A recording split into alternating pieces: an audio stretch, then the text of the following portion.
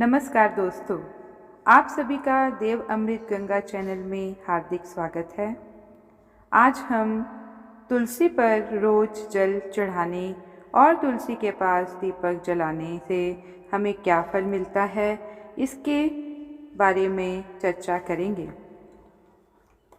तुलसी पर रोज जल चढ़ाने और तुलसी के पास दीपक जलाने से क्या फल मिलता है। एक बार की बात है, देवी सत्यभामा भगवान श्री कृष्ण के पास आती हैं और उनसे पूछने लगती हैं कि हे स्वामी, आप नित्य तुलसी को जल देते हैं और देवी रुक्मिणी नित्य तुलसी के पास दीपक जलाती है। इसके पीछे क्या रहस्य है? कृपया आप मुझे तुलसी को जल देने और तुलसी के पास दीपक जलाने का महत्व सुनाइए। भगवान श्री कृष्ण कहते हैं, हे देवी सत्यभामा, तुमने अत्यंत महत्वपूर्ण प्रश्न किया है। देवी तुलसी लक्ष्मी का ही अवतार है। देवी तुलसी भगवान विष्णु को अत्यंत प्रिय है, इसलिए यह मुझे भी सबसे अधिक प्रिय है। मासों में कार्तिक मास और वनस्पतियों में मुझे तुलसी प्रिय है। जो भी मनुष्य तुलसी को जल देता है, उस पर मेरी कृपा सदैव बनी रहती है। जो भी मुझे तुलसी पत्र डालकर भोग चढ़ाता है, मैं उसे प्रेम से स्वीकार करता हूँ।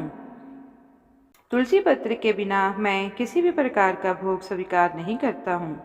हे देवी, अब मैं तुम्हें तुलसी को जल देने और तुलसी के पास दीपक जलाने का महत्व सुनाता हूँ, इसलिए तुम इस कथा को ध्यान से सुनो। जो भी स्त्री इस कथा को ध्यान से पूरा सुनती है, वह सदा सुहागन रहती है। उसके घर में सुख समृद्धि आती है और दरिद्रता का नाश होता है। देवी सत्यभामा कहती है, हे स्वामी, मैं इस कथा को ध्यान से पूरा सुनूंगी। कृपया आप मुझसे यह कथा कहिए। तब भगवान श्री कृष्ण देवी सत्यभामा को वह कथा सुनाने लगते हैं। भगवान श्री कृष्ण कहते हैं, हे देवी, मध्य देश में श्याम शर्मा नाम का एक वैश्य अपनी पत्नी के साथ रहा करता था। वैश्य के पास किसी चीज़ की कोई कमी नहीं थी। ईश्वर की कृपा से उसके पास सब प्रकार के सुख ऐश्वर्य थे, किंतु उस वैश्य की कोई संतान नहीं थी, जिस कारण से वह सदैव ही दुखी रहा करता था। उसे वैद्य ने संतान प्राप्ति के लिए कई उपाय बताए। उसने दान धर्म किया, अनेक प्रकार के वैद्य भी बुलाए। उसने नाना प्रकार के उपचार भी किए, किंतु फिर भी उसे कोई संतान नहीं हो रही थी। फिर एक दिन वह वैश्य महामुनि वशिष्ठ जी से मिलने गया। मुनि वशिष्ठ श्याम शर्मा का स्वागत करते हैं और कुशल मंगल पूछते हैं। तब वह श्याम शर्मा मुनि वशिष्ठ को कहता है कि हे मुनि राज, मैं अत्यंत दुखी हूँ। मेरी कोई संतान नहीं है और संतान के बिना मेरा उद्धार कैसे होगा। मैंने संतान प्राप्ति के लिए अनेक उपाय भी किए, किंतु मुझे संतान प्राप्त नहीं हुई। कृपया आप ही मुझे कोई ऐसा कारण बताएं जिससे मुझे पुत्र रत्न की प्राप्ति हो। तब मुनि वशिष्ठ जी अपनी दिव्य दृष्टि से श्याम शर्मा के पूर्व जन्म के बारे में जान लेते हैं। वशिष्ठ जी कहते हैं, हे वत्स, पिछले जन्म में तुम्हारे द्वारा घोर पाप हो गया था। इस कारण से तुम्हें इस जन्म में संतान सुख प्राप्त नहीं हो रहा है। श्याम शर्मा कहता है, हे मुनिवक, कृपया मुझे बताइए, पिछले जन्म में मुझसे कौन सा पाप हुआ था और उस पाप से मुक्त होने के लिए मुझे कौन सा उपाय करना चाहिए।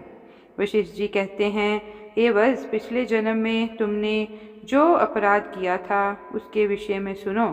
पिछले जन्म में तुम एक अहंकारी वैश्य थे। तुम्हारा जन्म धनवान कुटुंब में हुआ था। तुमने पिछले जन्म में एक गाय को अत्यंत दुखी किया था।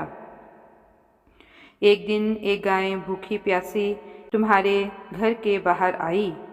उस गाय को तुमने ना रोटी खिलाई और ना ही चारा खिलाया और ना ही उसे जल पिलाया। तुमने बड़ी ही निर्दयता से उस गाय को अपमानित करके घर से निकाल दिया। उस गाय ने अभी अभी बछड़े को जन्म दिया था और भूख से व्याकुल होने के कारण वह गाय वहीं पर मूर्छित होकर गिर पड़ी और उस दिन वह अपने बछड़े को दूध भी नहीं पिला पाई।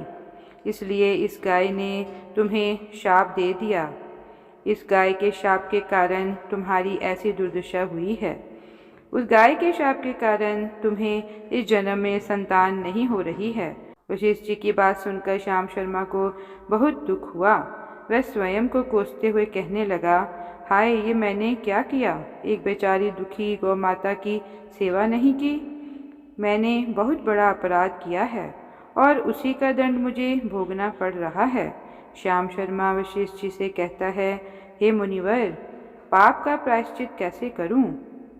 कृपा आप ही मुझे मार्गदर्शन कीजिए। मैंने जो पाप किया है उससे मुक्ति का कोई तो उपाय अवश्य होगा। मैं अपना सब कुछ देकर उस पाप का प्रायश्चित करूंगा, परंतु कृपा आप ही कोई उपाय बताइए, क्योंकि शास्त्र कहते हैं पुत्र के बिना मनुष्य का उद्धार नहीं हो सकता। तब मुनि वशिष्ठ कहते हैं, हे वत्स, इस पाप का एक ही उपाय है। तुम पुत्र प्राप्ति के लिए पुत्र यज्ञ करो। इसी यज्ञ के फलस्वरूप तुम्हें संतान की प्राप्ति होगी। इस यज्ञ को संपन्न करके तुम ब्राह्मण को भोजन कराओ, वस्त्र और गाय का दान करो, तभी तुम्हें इस पाप से मुक्ति मिलेगी। तब श्याम शर्मा वशिष्ठ जी को धन्यवाद देते हुए कहता है कि हे मुनिवर, कोटि धन्यवाद। मैं आपके कहे अनुसार अवश्य ही पुत्र यज्ञ करूँगा और ब्राह्मणों को गायों का दान करूँगा। इतना कहकर वह श्याम शर्मा शीघ्रता से अपने घर पर लौटता है और अपनी पत्नी को सारी हकीकत सुनाता है। फिर वह दोनों ही पुत्र यज्ञ की तैयारी करते हैं। अनेक ऋषि मुनियों को निमंत्रण देकर वह श्याम शर्मा पुत्र यज्ञ संपन्न करता है और उन ऋषि मुनियों तथा ब्राह्मणों को गाय का दान करता है। यज्ञ के संपन्न होने के पश्चात यज्ञ की आग से अग्निदेव प्रकट होते हैं और उस श्याम शर्मा से कहते हैं, हे श्याम शर्मा, आज तुम्हारा यज्ञ सफल हुआ। तुमने पुत्र प्राप्ति के लिए ही यज्ञ किया था, इसलिए तुम्हें मेरी कृपा से एक पुत्र की प्राप्ति होगी, किंतु तुम्हारे पुत्र की आयु केवल 18 वर्ष की होगी और 18 वर्ष समाप्त हो जाने के पश्चात तुम्हारे पुत्र की मृत्यु हो जाएगी। इतना कहकर अग्निदेव अंतर्ध्यान हो गए। पुत्र यज्ञ करके और अग्निदेव से पुत्र का वरदान प्राप्त करके वह श्याम शर्मा बहुत प्रसन्न तो हुआ, किंतु उसे बड़ा भारी दुख भी था। परंतु उसने सोचा कि पुत्र ना होने से अच्छा है कम आयु वाला पुत्र ही ठीक है। फिर वह पहले की तरह अपने कार्य में लग गया। कुछ ही दिनों में उसकी पत्नी गर्भवती हुई। फिर उसे एक अत्यंत सुंदर पुत्र की प्राप्ति हुई। वह बालक बड़ा ही तेजस्वी दिखाई पड़ रहा था। श्याम शर्मा ने पुत्र के जन्म के बाद किए जाने वाले सभी संस्कार किए और पुत्र को गुरुकुल में शिक्षा प्रदान की। श्याम शर्मा का पुत्र जैसे जैसे बड़ा होने लगा, श्याम शर्मा को बहुत अधिक चिंता सताने लगी। फिर जब उसका पुत्र 16 वर्ष का हुआ तो श्याम शर्मा की पत्नी ने उससे उसके विवाह की बात करी। श्याम शर्मा ने कहा, हे प्रिय, विधि के विधान के अनुसार हमारे पुत्र की आयु केवल 18 वर्ष की ही है।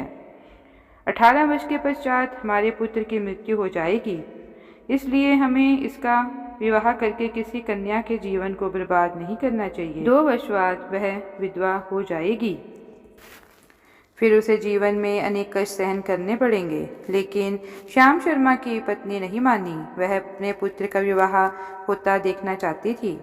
श्याम शर्मा की पत्नी कहती है कि हे नाथ, कुछ भी हो, मैं अपने पुत्र को अविवाहित मरते हुए नहीं देख सकती। हमारे पास किस चीज़ की कमी है? हमारी पुत्र वधू इस संपत्ति को प्राप्त करके सुखी जीवन जी सकती है।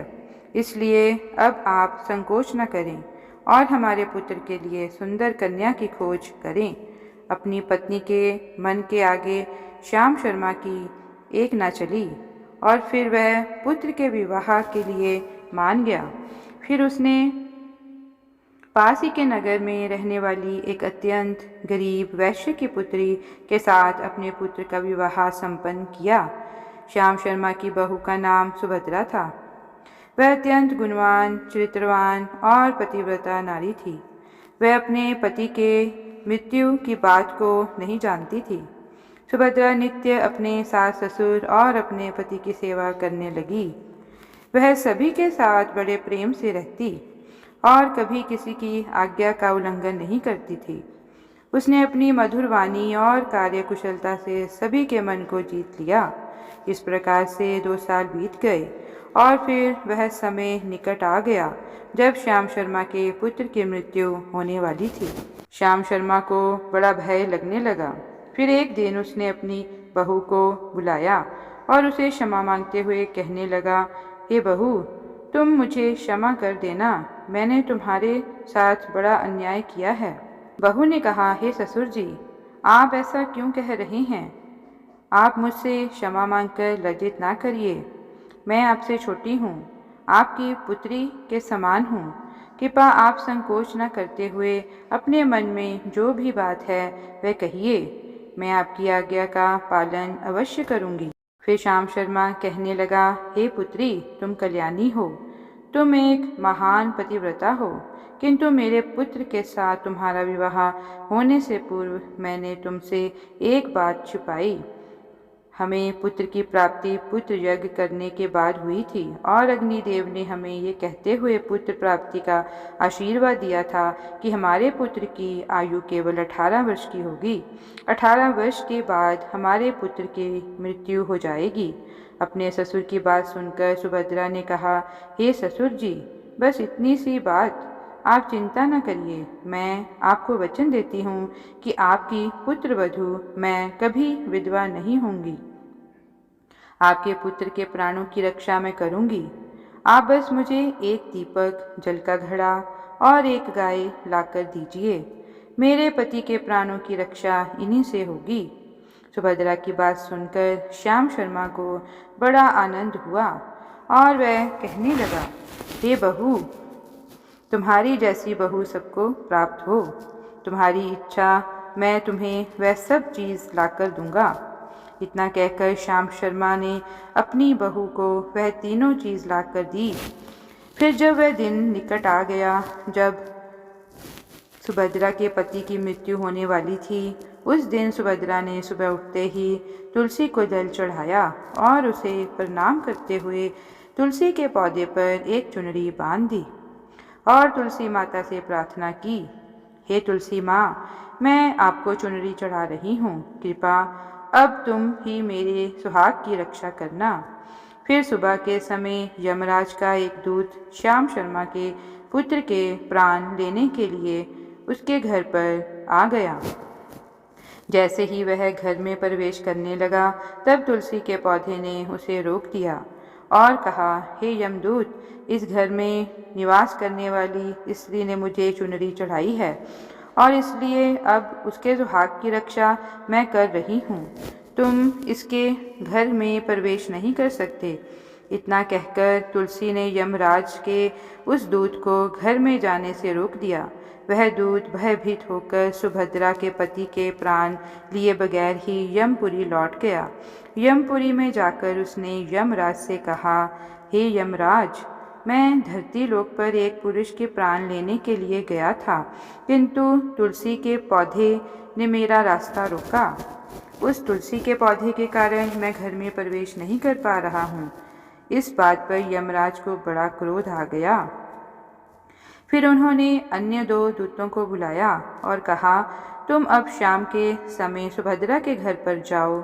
जब तुलसी का पौधा सो रहा हो, तुम उसके पति के प्राण लेकर यमलोक जाओ।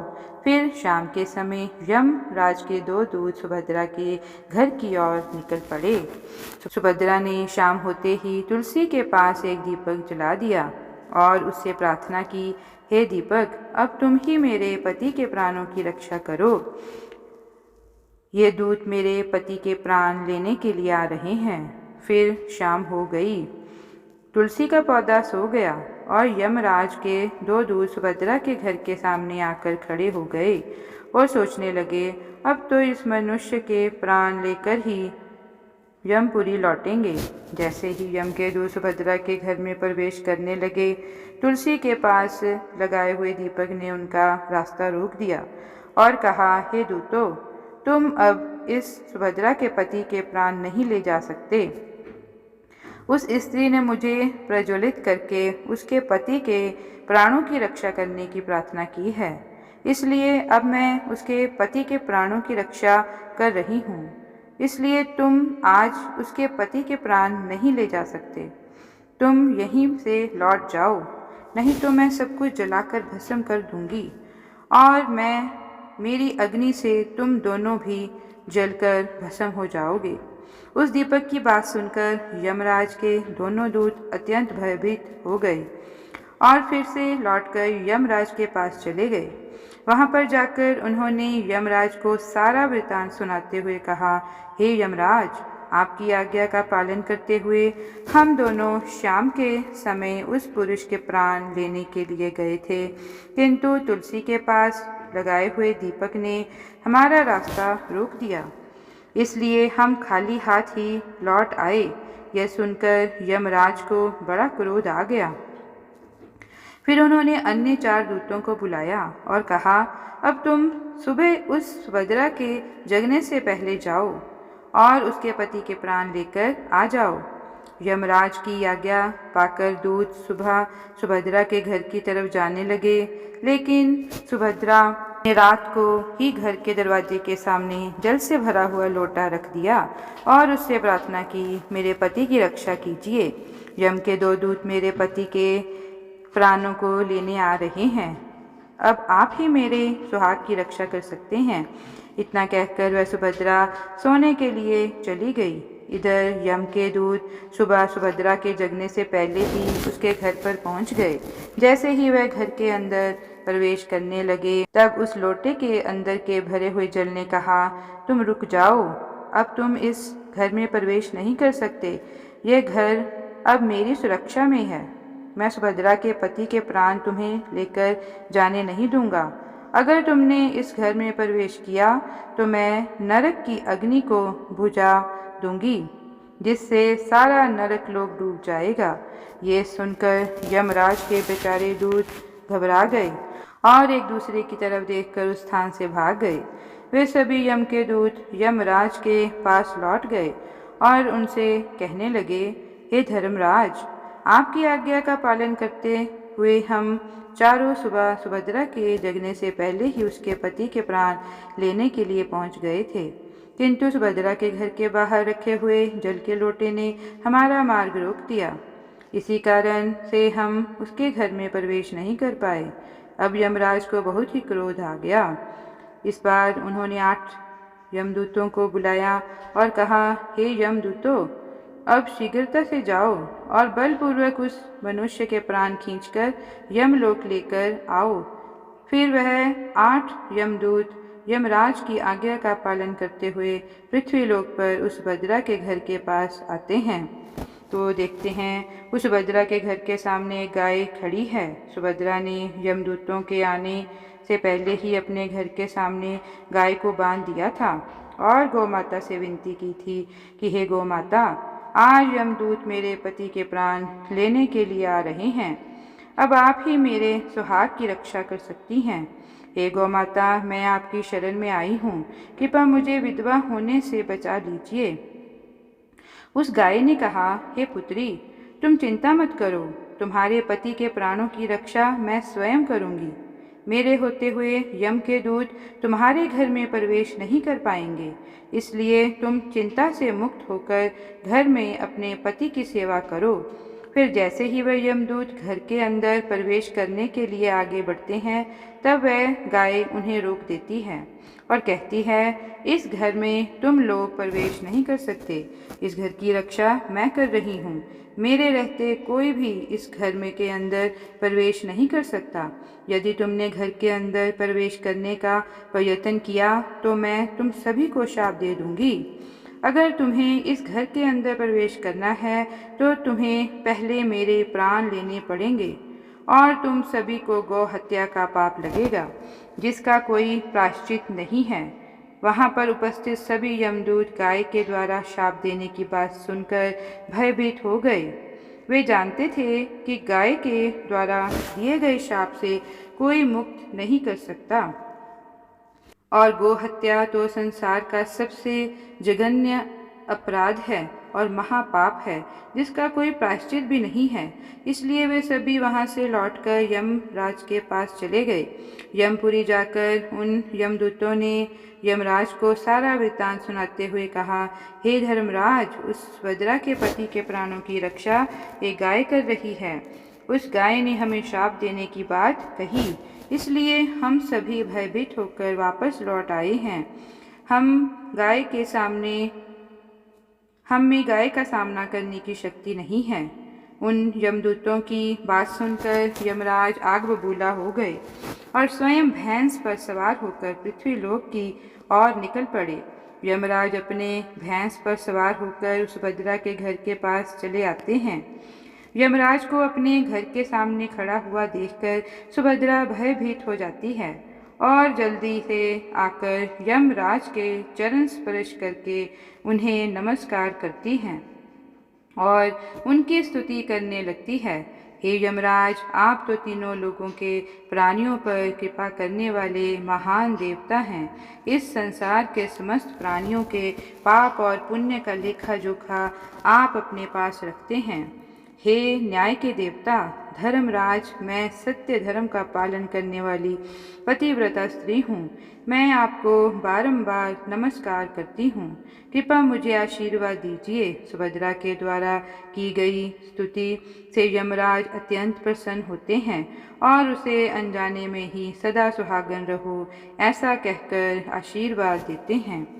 फिर जब यमराज सुभद्रा के पति के प्राण ले जाने के लिए आगे बढ़ते हैं तो सुभद्रा कहती है, हे धर्मराज, आपने अभी मुझे सदा सुहागन रहने का आशीर्वाद दिया है और अब आप मेरे पति के प्राण लेने जा रहे हैं। इससे तो आपका आशीर्वाद झूठा साबित हो जाएगा।